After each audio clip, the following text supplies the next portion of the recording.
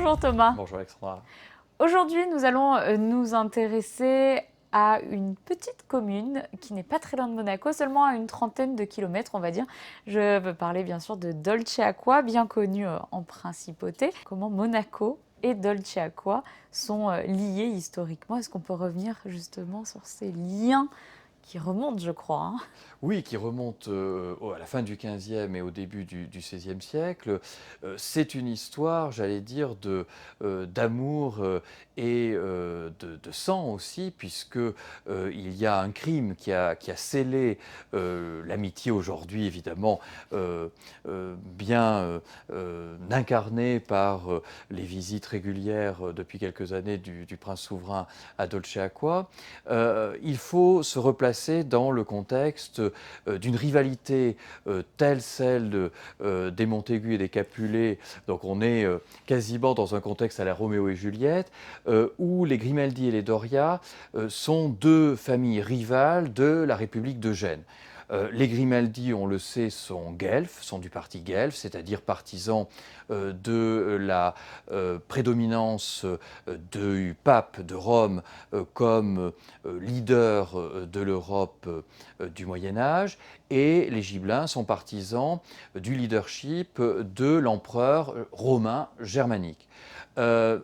En 1491, un mariage est néanmoins conclu entre deux représentants, donc une fille Grimaldi, Françoise Grimaldi, la sœur du seigneur de Monaco, et le seigneur de Dolceacqua, donc de la famille Doria, Luc Doria.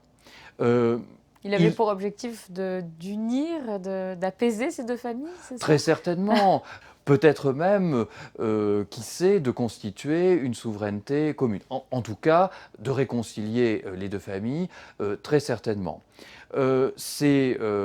Françoise et Luc ont notamment un fils, Barthélemy, mais le contexte familial reste tendu. Alors pourquoi? Parce qu'il y a des rivalités dans les fratries, et notamment entre Jean II et son frère cadet, Lucien. Jean II est accusé, vrai ou pas vrai, d'avoir voulu céder Monaco à Venise, à la République de Venise.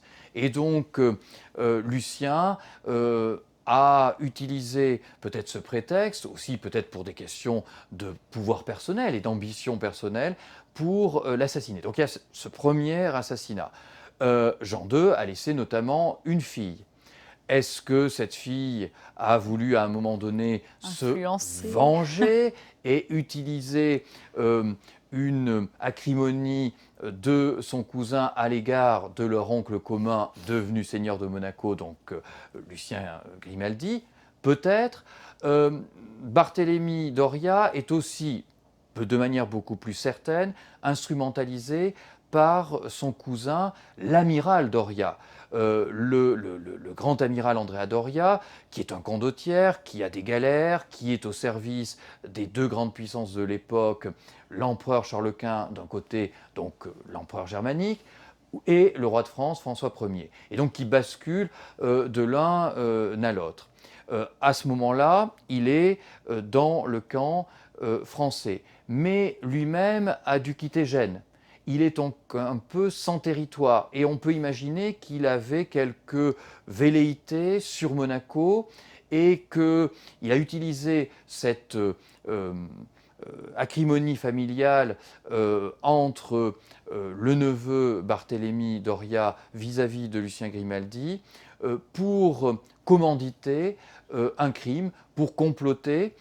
Ce que l'on en sait, c'est qu'il avait effectivement positionné des galères au large de Monaco pour, une fois le crime commis, un signal de fumée étant donné par un début d'incendie au sein de la forteresse, au sein de ce qui va devenir le palais, du château, eh bien, ces hommes sur ces galères auraient fondu sur le rocher et s'en seraient rendus maîtres.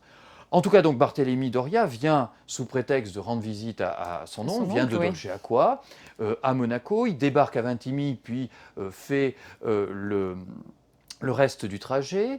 La discussion s'envenime, et il aurait... Alors, il dit lui-même, mais c'est une façon de se disculper, que c'est Lucien qui était de nature colérique, qui s'emportait facilement. Lucien aurait été le premier à sortir la dague et à le menacer.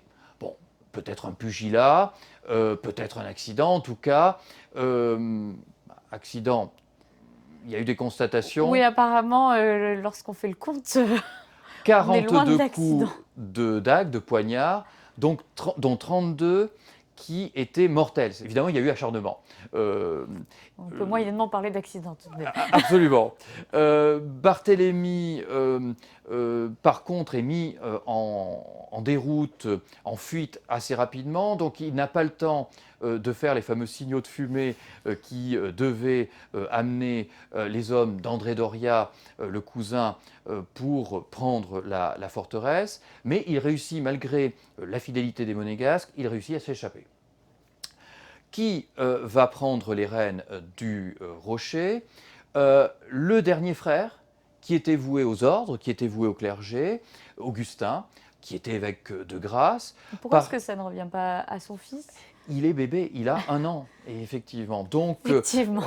c'est très jeune, et c'est pour cela qu'Augustin Grimaldi, d'ailleurs, se fait reconnaître pleinement comme souverain, sachant qu'évidemment, son successeur sera son neveu, le fils de Lucien, qui d'ailleurs deviendra seigneur sous le nom d'Honoré Ier.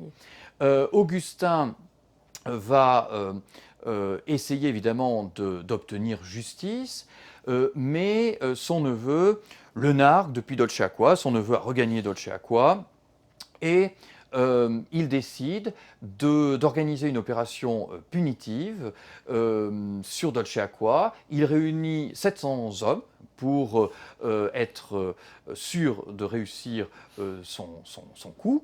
Et effectivement, ces 700 hommes réussissent, malgré la défense. On connaît le château de Dolceacqua et la topographie de Dolceacqua, mais 700 hommes réussissent à prendre le château de Dolceacqua, et Augustin oblige les consuls, donc les représentants des habitants de Dolceacqua, de Perinaldo également, de venir à Monaco pour reconnaître comme seigneur Augustin Grimaldi. Donc c'est à ce moment-là, nous avons là l'acte notarié par lequel les habitants de Dolceacqua se placent sous la domination, sous la seigneurie des Grimaldi. Donc c'est ce qui fait de manière temporaire de Dolceacqua un fief des seigneurs de Monaco.